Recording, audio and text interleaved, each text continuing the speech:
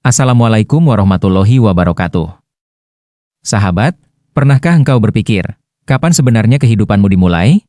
Apakah saat engkau lahir dan menangis untuk pertama kali? Ataukah jauh sebelum itu, di tempat gelap yang penuh rahmat, di mana Allah menenun takdirmu dengan penuh kasih? Di sanalah ruh pertama kali mengenal jasadnya, dan kisah besar manusia pun dimulai.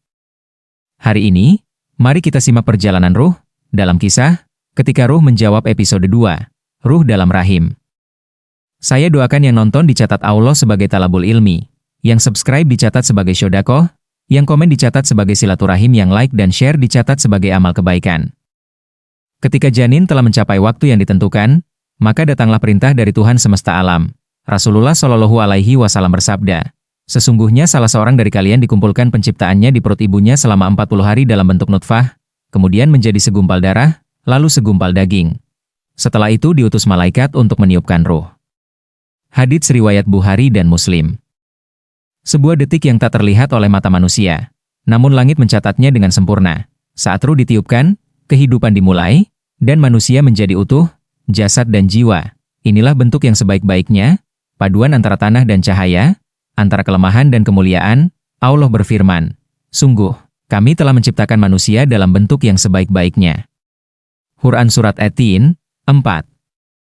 Bayangkan, ruh yang dahulu bersinar di lautan cahaya, kini memasuki ruang yang sempit, hangat, dan gelap, bukan karena dihukum, tapi karena sedang dipersiapkan untuk mengingat lupa. Di sana, ruh belajar rasa, detak jantung ibu, getaran doa yang menyelimuti, dan suara dunia yang samar-samar. Untuk pertama kalinya, ruh tahu apa artinya terkurung dalam tubuh. Bersama ruh, datang pula malaikat yang membawa 4 ketetapan, rizki, ajal, amal, dan nasib. Apakah bahagia atau celaka? Itulah catatan takdir yang tak bisa dihapus oleh pena manusia. Namun Allah memberi ruang bagi doa, taubat, dan usaha untuk menulis ulang arah perjalanan kita. Takdir bukan rantai. Ia adalah peta. Dan peta itu hanya berguna bila engkau mau berjalan. Dalam gelap yang tenang, ruh belajar tentang kebergantungan. Ia tidak bisa makan tanpa izin, tidak bisa bergerak tanpa rahmat, tidak bisa hidup tanpa kasih seorang ibu. Disitulah ia memahami pelajaran pertama, bahwa hidup adalah bergantung kepada Allah. Dari rahim yang gelap, Allah menumbuhkan rasa syukur pertama dalam diri manusia. Kadang, di antara detak jantung ibunya, ruh mendengar sesuatu. Suara lembut yang tidak bisa dijelaskan.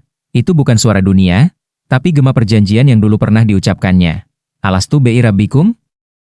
Qalu bala asyahidekna. Ia belum bisa bicara, tapi fitrahnya masih bergetar, mengakui bahwa dirinya bukan sekadar daging, melainkan ciptaan yang bersaksi. Sementara di luar rahim, dunia bergerak, matahari bersinar, manusia tertawa, dosa dilakukan, doa dipanjatkan, namun di dalam rahim, sebuah jiwa sedang bersiap untuk masuk ke medan ujian itu. Ia tidak tahu siapa orang tuanya, tidak tahu di negeri mana ia akan lahir, tapi Allah tahu, dan telah menuliskan segalanya dengan penuh hikmah. Dan tiba waktunya, rahim terbuka, dunia bersuara, udara pertama masuk ke paru-paru kecil itu, dan ruh menjerit, menangis. Tangis pertama bukanlah tanda sedih, melainkan syahadat baru, bahwa ia kini siap menjalani ujian dunia. Dari langit ruh turun, ke bumi ia akan belajar arti rindu kepada asalnya. Begitu ruh menyatu dengan tubuh penuh kesadaran, Allah menurunkan hijab lupa. Karena jika manusia mengingat seluruh alam sebelum dunia, maka tak ada lagi ujian, tak ada lagi iman. Maka manusia harus belajar mengenal Allah dari awal. Melalui cinta, kehilangan, dan pencarian panjang. Itulah keadilan sekaligus kasih-Nya. Membiarkanmu lupa, agar engkau bisa menemukan kembali. Dan kini, setiap degup jantungmu, setiap napasmu, adalah gema dari kehidupan yang dimulai di rahim itu. Engkau pernah berjanji, engkau pernah bersaksi, dan kini engkau sedang menepati.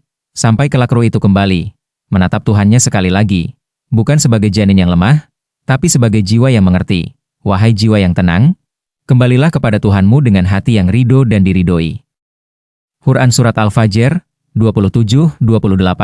Simak kelanjutannya di Ketika Ruh Menjawab, episode 3, Lupa di Dunia.